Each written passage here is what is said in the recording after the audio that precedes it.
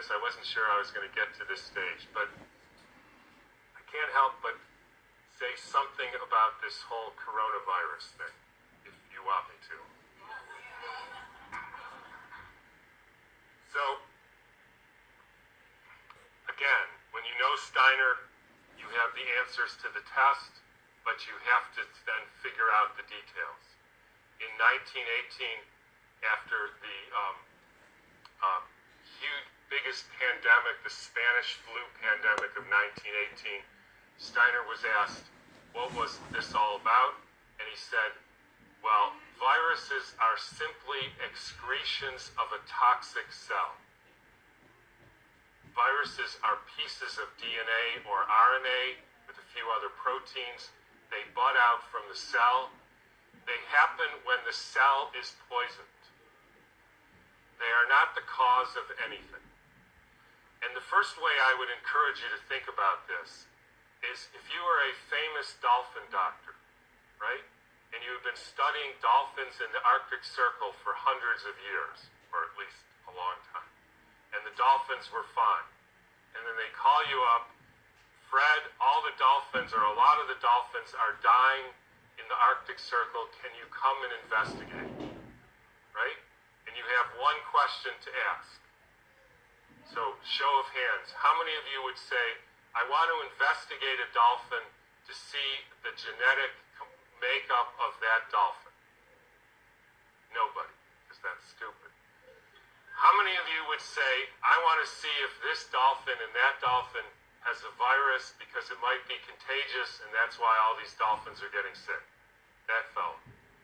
How many of you would say, excuse my French here, somebody put some shit in the water here? Like Exxon Valdez? Anybody? Everybody. Because that's what happened. And the cells get poisoned. They try to purify themselves by excreting debris, which we call viruses.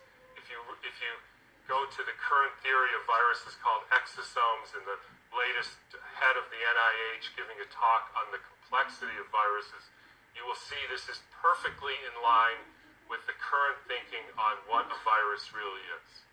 I had a dramatic example of this when I was growing up. Right outside our house, there was a wetlands. And they were full of frogs, and the frogs kept me up at night, so I'd take the windows. And in the spring, they made a big racket. And then over time, the frogs were all gone. How many thinks the frogs had a genetic disease? How many thinks that frogs had a virus? How many thinks somebody put DDT into the water? That's what happened. Diseases are poisoning. It's one of the reasons why vaccines, so let me skip that for a minute. So what happened in 1918? There was a huge, in every pandemic in the last 150 years, there was a quantum leap in the electrification of the Earth. In 1918, late fall of 1917, there was the introduction of radio waves around the world.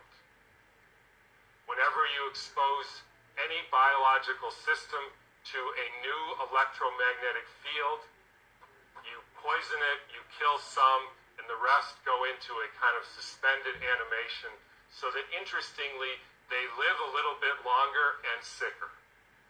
And then starts in World War II with the next pandemic with the introduction of radar equipment all over the Earth, blanketing the entire Earth in radar fields. First time humans have ever been exposed to them.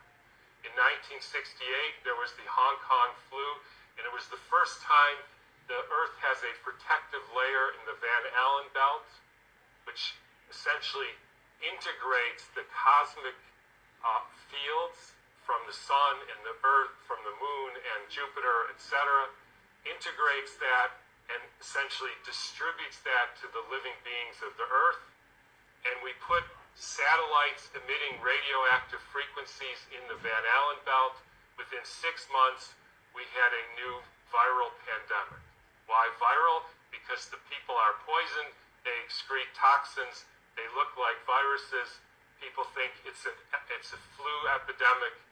In the 1918 epidemic, the Boston Health Department decided to investigate the contagiousness of this, so they, believe it or not, took hundreds of people with the flu and they sucked the snot out of their nose and injected it into the healthy people who didn't have the flu, and not one time could they make the next person sick.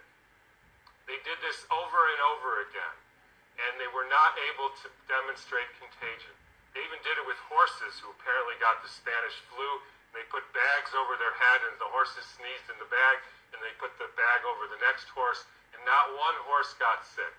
You can read about this in a book called The Invisible Rainbow by Arthur Furstenberg, who chronicles all the steps in the electrification of the earth and how within 6 months there was a new flu pandemic all over the world. And when you hear the normal explanations, how did it go from Kansas to South Africa in 2 weeks, so the entire world got the symptoms at the same time, in spite of the fact that the mode of transportation was horseback and boats, and there's no explanation for it. They just say, we don't know how that happened. But when you think about it, with these radio waves and other frequencies that some of you have in your pocket and on your wrist, you can send a signal to Japan and it arrives instantaneously. So any of you who don't believe there is an electromagnetic field that communicates globally within seconds just is not paying attention to this. And I will only finish by pointing out that there has been a dramatic and quantum leap in the last 6 months with the electrification of the Earth. And I'm sure a lot of you know what that is. It's called 5G, where they now have 20,000 radiation-emitting satellites, just like the radiation-emitting thing in your pocket and on your wrist and that you use all the time. That is not compatible with health. I'm sorry to say it, it's not compatible with health. That is a water destructuring device. And for any of you who say, yeah, well, we're not electrical beings, we're just physical matter, then don't bother doing an EKG or an EEG or a nerve conduction test, because we are electrical beings and the chemicals are only the byproduct of those electrical impulses.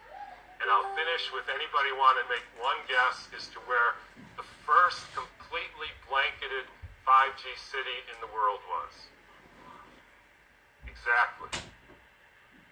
So when you start thinking about this, we are in an existential crisis here, folks, the likes of which humankind has never seen. And I don't want to go all Old Testament prophet on you, but this is something that is unprecedented. The putting of 100,000 satellites in the very blanket of the Earth. And by the way, as I was going to say earlier, this actually has something to do with the vaccine question. And this got brought home to me because about a year ago or so, I had a patient who came in who was totally fine, a surfer and all, and then he works as an electrician putting in Wi-Fi systems for very wealthy people. Electricians have a very high mortality rate, but he was fine. And then he breaks his arm and he gets a metal plate put in his arm. 3 months later, he couldn't get out of bed and was total, heart irregularities, just total collapse. The susceptibility has to do with how much metal you have in your body, as well as the quality of the water in your cells. So if you start injecting aluminum in people, they become receptors for absorbing increased electromagnetic fields, and that is a perfect storm for the kind of deterioration of the species, which is what we're now experiencing. And I'm just going to finish with one more thing, which I like too, is a quote from Rudolf Steiner. And by the way, this was around 1917, so it was a different time. In times when there were no electrical currents, when the air was not swarming with electrical influences, we're talking 1917, it was easier to be human. For this reason, in order to be human at all today, it is necessary to expend much stronger spiritual capacities than was necessary a century ago. So I'll just leave you with whatever you can do to increase your spiritual capacities, because it's really damn hard to be human being these days. So thanks for listening.